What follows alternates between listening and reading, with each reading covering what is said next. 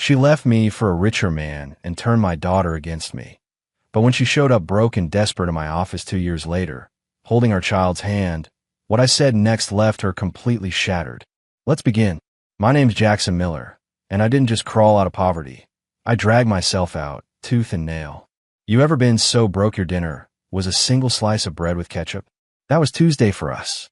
My old man vanished when I was 9, and Mom became a worn-out warrior, balancing 2 jobs and 3 paychecks short of survival. She worked the night shift at a nursing home and cleaned dentist offices by day, scrubbing sinks while praying under her breath. I swore no woman I married would ever suffer like that, so I became obsessed with building a life worth something. College wasn't a party, it was war. I studied construction engineering by day and loaded freight at night for a boss who thought deodorant was a myth. I barely slept, lived off vending machine coffee and dreams I couldn't afford to let die. And that's when Savannah Carter walked into my life. She glided into the university cafe like she owned the air in the room. Long red curls, designer boots, laughed too loud to ignore. Rich girl, pretending to be deep for the college vibe. She was majoring in advertising, but really, she was just collecting admirers. Men carried her books, paid her parking fines, begged to be in her orbit. I should have known better, but I fell hard. We got married right after graduation. Small wedding? Not a chance. Her parents dropped $50,000 like it was pocket change because Savannah refused to start her life with something tacky. Meanwhile, I had overdraft fees just trying to buy my groomsmen's ties. I landed a solid job in Dallas with a mid-tier construction firm, $80,000 a year. For a guy who once slept on a mattress that dipped like a taco, I thought I made it. Savannah quit her entry-level ad gig as soon as our daughter, Grace, was born. She said, "I want to be a full-time mom." I nodded, but I didn't know that was code for full-time spender. From that moment, I was working for 3 people, 65-hour work weeks, missed holidays, falling asleep on blueprints with gas station burritos as dinner. Savannah, meanwhile, drove a white Range Rover and posted manicured selfies with captions like "tired mama vibes" after a 2-hour facial. She went to Pilates studios that charged more than my college textbooks and shopped at boutiques that sold sweaters for $300 each. I didn't mind the hustle. What I minded was how invisible I became. Savannah stopped kissing me goodnight, stopped thanking me. I became a walking wallet. I'd come home at 9:30 p.m., and she'd sigh like I'd ruined the mood of her lit candles. She judged my cheap button-downs while scrolling Instagram, eyeing her friends' new kitchens, yachts, vacations. Why does Amanda get to go to Capri while I'm stuck in the suburbs? Because Amanda married a plastic surgeon, Savannah. Then came Hunter Maxwell, her ex, the one she mentioned once or twice with a faraway look. Suddenly, she was getting calls in the bathroom, whispering into the phone like a teenager with a secret. "We're just reconnecting," she said when I caught her blushing. "We're rediscovering who we used to be," she added. While I was dying under invoices and late-night concrete pours, she was reawakening with a man who used to drive her daddy's boat. I asked her once, "You having an affair?" "No," she said, smiling with practiced serenity. "I'm exploring who I really am. Hunter's just a catalyst." The next week, she told me she wanted to visit Hunter in Seattle. He's invited me to see his life. Maybe Grace could attend one of the elite schools there. And just like that, I wasn't her husband. I was the safety net for her trial run with another man. I didn't scream. I didn't beg. I drafted a legal separation. "You really want me to go?" she asked, shocked I wasn't crawling to keep her. "I want you to decide," I replied, "because I won't be your backup plan." I filed the papers. I drafted a custody agreement. I included scheduled calls, holiday visits, everything my daughter would need to know her father didn't abandon her. And then I dropped them at the airport. Savannah kissed me on the cheek like she was off to a conference. Grace clung to my neck, whispering, "Why can't you come too?" Because daddies who build kingdoms don't get invited to castles owned by someone else. But Savannah forgot one thing. While she was upgrading lifestyles, I was upgrading my entire future. The moment they boarded that flight, I called my boss, and then my lawyer, and then a commercial broker. And I started building something she'd never expect. I didn't waste a second. The moment Savannah's plane left the tarmac, I turned off the radio in my car and turned on the switch in my soul. No more excuses.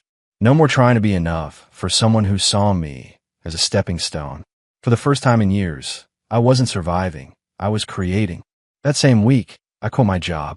Burnout or not, I knew I could build something better. I've been managing high-stress construction projects for years. On time, under budget, with crews that respected me. I had connections, grit, and a vision. So I started Miller Strategic Builds, my own consulting firm. Risky? Absolutely. But Savannah had already thrown me off the edge. I figured I might as well learn to fly. I sold the house. Too many memories in those walls. Most of them of me eating reheated noodles while Savannah poured wine in a $50 stemware. I bought a modest apartment downtown and poured every cent of that home equity into launching the business. And I worked like a man possessed. Up at 4:45 a.m. gym. Emails by 6. Site visits. Networking lunches. Contractor meetings. Hustling through permits and zoning nightmares until midnight. No distractions. No spa days. No shopping carts filled with guilt-fueled purchases. Just concrete, steel, and ambition. Within 6 months, I signed 3 major contracts, including oversight on a multi-million-dollar hospital expansion. Within a year, I had a full team, project managers, architects, even 2 former VPs from my old firm. We didn't just build structures, we built reputations. Meanwhile, Savannah called. A lot. Except the woman on the other end of those calls wasn't the high-gloss Instagram model anymore. No, this was a woman who'd traded candlelit skincare rituals for reality. She wasn't glowing. She was unraveling. She spoke in monologues about Hunter's mansion, his business trips, his intense passion for innovation. You should see the yacht, Jackson, she said once. It has its own chef. Good for him, I replied, stirring powdered creamer into gas station coffee. But her voice started to shift. The excitement flattened. The story sounded rehearsed. The words "Hunter's busy" became frequent, then habitual. He was flying to Tokyo, or London, or Milan. Never with her. Never with Grace. And then the real gut punch came. Not from Savannah, but from Grace. Daddy Jackson. She chirped over video chat one night. I got a puppy. Hunter says I can name her after a princess. That's wonderful, I said with a smile I didn't feel. Oh, and guess what else? He's teaching me how to ride a bike. I almost laughed. I taught her how to walk, how to spell her name. I was there when she was terrified of thunder and scraped her knee. But suddenly, I'd been replaced by a penthouse and a man with imported Italian cologne. Mommy says Hunter's my daddy too, she added casually. I froze. Savannah appeared on screen moments later, unbothered. She started calling him that on her own. No, I said. You let her. And she had. She allowed another man to rewrite my title. Not because he earned it, but because it was convenient. I ended the call and made one decision. I would stop competing. No more trying to be the fun dad over FaceTime while they were sipping sparkling juice on rooftop lounges. No more out gifting the man who bought Grace a pony for her birthday. Instead, I'd make them irrelevant. That same week, I doubled down on the business. Expanded into high-end residential consulting. Brought in green energy partners, hired a PR firm, and then, during a charity fundraiser for an urban housing project I was co-sponsoring, I met Emily Rhodes. She wasn't in heels or dripping in labels. She wore a navy blouse and flats, and spoke about her work in animal rescue with so much passion that I forgot how to blink. Emily was real. No pretenses. No agendas. She asked me about my business like she actually cared. Not like she was calculating the resale value of my wristwatch. We started dating slowly. Coffee dates turned into rooftop dinners. She met Grace on her 3rd visit and didn't try to buy her love. She earned it. Grace adored her instantly. Called him. Drew pictures of us as a family. Emily wasn't interested in replacing Savannah. She was too busy being present. Meanwhile, Savannah's world was fraying. Hunter was traveling more, and her social media posts became less lavish. No more yachts. No more gourmet sushi towers.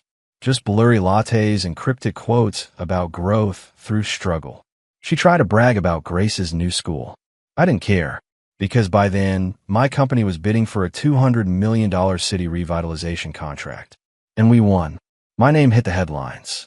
I was featured on local TV. Suddenly, I wasn't Jackson the guy with duct tape boots. I was Jackson Miller, CEO, community leader, and builder of legacies. And then, one Monday morning, everything came full circle.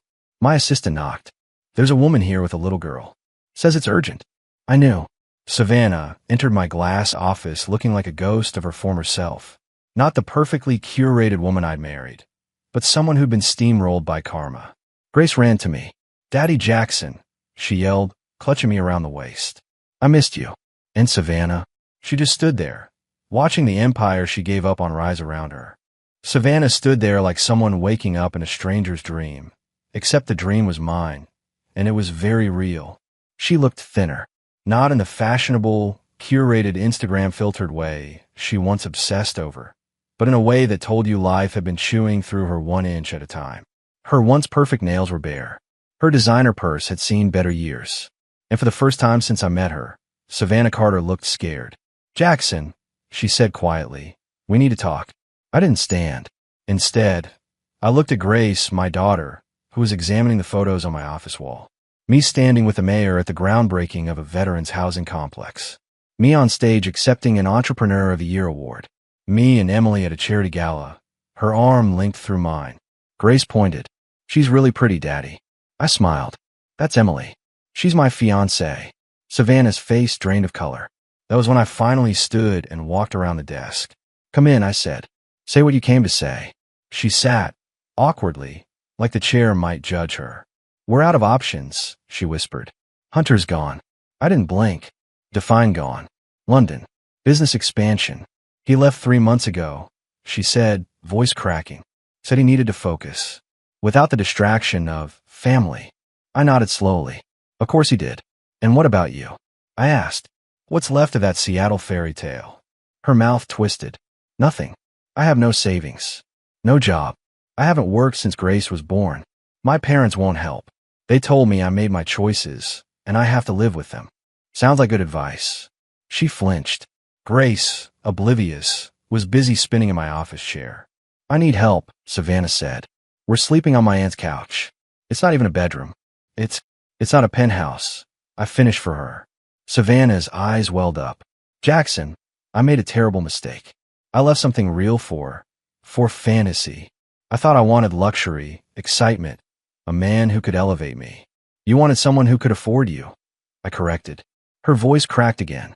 Maybe. I was young. I was selfish. But I see things now. The way you build all this, the way Grace talks about you. You're a good man, Jackson. You've always been a good man. I leaned back against the window ledge, arms folded. And what exactly do you want now? I asked. Let me guess. You want to come back. Play family again. Pick up where we left off, now that your lottery ticket expired. She was crying openly now. No. I mean yes. But not just for that. I want Grace to have stability. I want her to have you. And I miss us. I chuckled. Cold, but not cruel. Just done. You miss the man who fixed what you broke, I said. You miss the roof over your head, not the heart that held it up. Her tears came harder, streaking across her face like storm water down cracked glass. Please, she whispered. Grace needs you. I looked down at my daughter, our daughter, who was now drawing a picture of 3 stick figures, one tall, one medium, and a child in the middle. The taller one had brown hair and a blue dress. Who's that? I asked. That's Emily, she said brightly. She's going to be my new mommy. Savannah made a sound that wasn't quite a sob, but wasn't anything else either. Like her lungs betrayed her pride. She already sees Emily as family. I said, soft but firm, because Emily's been here. She never tried to buy Grace's love. She just showed up, over and over. That's what love looks like. I want to try again, Savannah whispered. I'll get a job. No, I cut in. This isn't a second chance. It's closure. Savannah looked up, shattered. I filed for full custody yesterday. I added. I've got the means, the home, the stability. And Grace, she already lives here in every way that matters. She tried to protest, but it was hollow. What about visitations? She asked. You'll get them, I replied. Court approved. Scheduled. Legal. Jackson, please. I walked back to my desk and sat down. Do you remember what you told me the night you left? I asked. She nodded slowly. That I was done settling. Right, I said. But what you didn't realize was I was done too. Just in a different way. I pressed the button on my desk. My assistant will walk you out. Savannah stood, but her eyes didn't leave mine. I was wrong about you. No, I said calmly. You just didn't see me. And now it's too late. She looked down at Grace. Can I hug her goodbye? Of course. Grace walked over, arms wrapping around her mother. It's okay, Mommy. Maybe you can visit me on Christmas. Savannah nodded with a broken smile. I'd like that. And then she walked out, her heels echoing in a hallway that once would have bowed to her. Now, it didn't even notice. It was strange how quiet things became after Savannah left my office that day. Not just the room. My whole life felt still, but not empty. There was no chaos, no yelling, no storm left behind. Just space. The kind of space you only feel after cleaning out the mess you'd been pretending didn't bother you. That night, I sat with Grace at the dinner table, her head full of stories about her day at school, and her new painting she'd made with Emily's help. Emily had cooked pasta, nothing fancy, but Grace kept saying it was the yummiest ever. That's what real love looks like. It's not loud. It doesn't wear designer logos or demand yacht parties. It shows up with warmth in its hands and patience in its voice. And over time, that kind of love builds an empire nothing can shake. Savannah didn't fight the custody request. Maybe she couldn't afford it. Maybe she knew deep down she'd already lost long ago, when she chose glamour over growth, fantasy over family. The court approved full custody within weeks. Grace was officially mine, legally and permanently. I told her the news the night we built a pillow fort in the living room. You mean, I live here forever now? You've always lived here. I smiled, tucking her in beneath 3 blankets. Now it's just official. She beamed. Can we put stars on the ceiling next? You got it. Meanwhile, Savannah faded further into the background. She got a retail job at a department store outside the city, working late shifts and carpooling in a rusted sedan. I didn't hate her. I didn't even pity her. I just didn't think about her much anymore. My energy was elsewhere. The business had doubled again, and I was consulting on large-scale municipal projects, libraries, hospitals, sustainable housing developments. I started mentoring young entrepreneurs, even funded scholarships for construction students from struggling families. It felt like I was finally becoming the man I used to dream about when I had nothing but duct tape on my shoes. And Emily? She was there for it all. Steady, joyful, never once asking for more than my time and my honesty. We got married in a quiet beach ceremony in Hawaii. Nothing extravagant, just vows under an orange sky and Grace tossing petals into the wind. She calls Emily Mommy L now. It wasn't forced. It wasn't even suggested. One night Grace just said it, like it was the most natural thing in the world. And it was. Savannah still calls sometimes, mostly to confirm visitation weekends. She tries to be polite, but her voice carries that weight. The one people carry when they know they've watched the good thing pass by, and they let it go for the illusion of better. I always keep the call short, respectful, but closed, because I'm not a rescue boat anymore. She had her chances. Now, I spend my nights reading bedtime stories. My weekends are for family hikes, homemade pancakes, and Saturday morning dance parties in the kitchen. And my empire? It's not made of marble or city skylines. It's made of the people who chose to build it with me. People who saw my worth before I proved it. People who stayed. A few months passed. The seasons turned quietly, the way they do when you're finally at peace. My life had structure now. Morning coffee on the porch, Grace's sleepy feet padding across the hardwood floor, Emily humming while packing school lunches, and the sound of laughter returning to a house that used to echo with silence. Success didn't feel like fireworks anymore. It felt like calm. It felt like dinner at home on a Tuesday. Grace was thriving. At school, at home, in her little world of crayons, science kits, and bedtime hugs.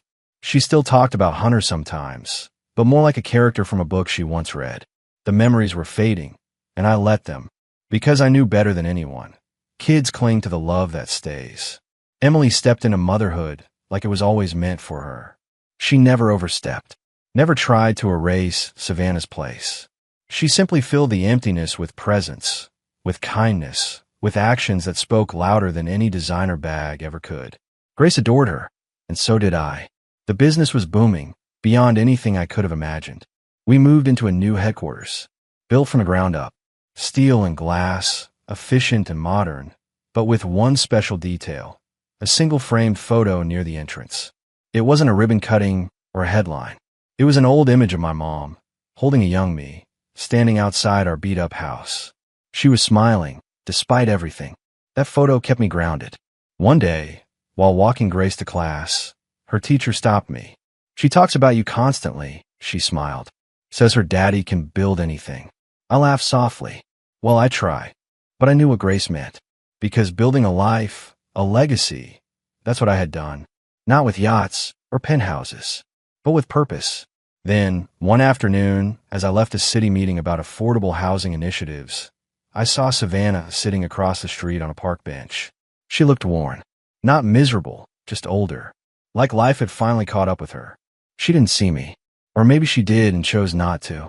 And honestly, I didn't feel anything. No anger. No sadness. Just closure. She had made her choice. And so had I. Back home, Grace ran out to meet me at the gate, arms open wide. Emily followed behind, waving from the porch with a smile that still made my heart skip. This was it. The life I was always meant to live. Not because I was anyone's safe choice, but because I became the kind of man who didn't wait for someone to see his worth. He built it, brick by brick. And in the end, Savannah taught me one final lesson. Sometimes, losing someone you once loved is the best thing that ever happens to you, because it makes space for the ones who never needed to be dazzled by what you could give. They just needed to be loved by who you are.